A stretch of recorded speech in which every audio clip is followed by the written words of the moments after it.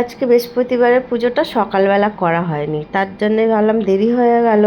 আর একটু জানেন কাজে ঢিলামি দিয়ে দিয়েছি, যেদিন দেখেছি কাজে একটু ঢিলামি দিয়ে দিই সেই দিনকে অনেকটাই দেরি হয়ে যায়।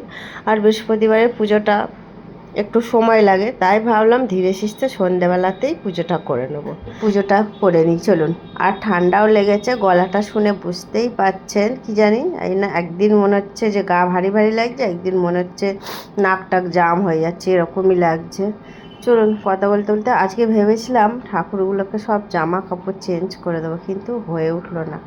একদম শরীরটা ভালো নেই, তাই একদম শর্টকাটে পুজোটা করলাম। কী করবো, শরীর ভালো না থাকলে। পরশু দিন ভালো ছিলাম, আবার আজকে একটু প্রচণ্ড মনে হচ্ছে নাক দিয়ে জল বেরোচ্ছে আর হ্যাঁচিও হচ্ছে। ওয়েদারটা এত বাজে, কখন গরম লাগছে, কখন ঠান্ডা, কখন লেগে যাচ্ছে বোঝাও যাচ্ছে না। চলুন পুজো হয়ে গেছে, এবার একটু রান্নাঘরে চলে যাব, গরমা গরম একটু চা খাবো, কারণ ঠান্ডা লেগেছে। আর গরম গরম চাটা কিন্তু বেশ ভালোও লাগছে জানেন।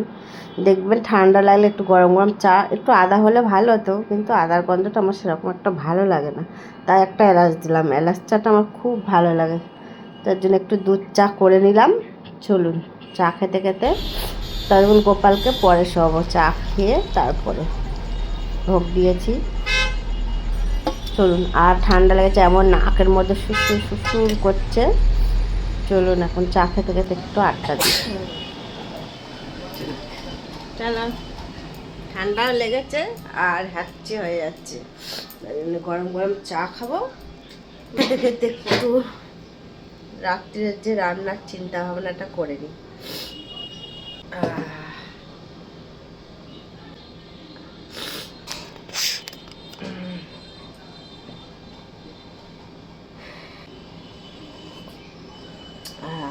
কি শান্তি।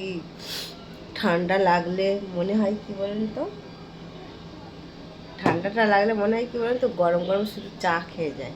গরম গরম চাটা তখন ভালো লাগে, যখন দেখবেন নাক বন্ধ হয়ে যাচ্ছে ঠান্ডা লাগছে, তখন গরম গরম চাটা বেশ দারুণ লাগে খেতে।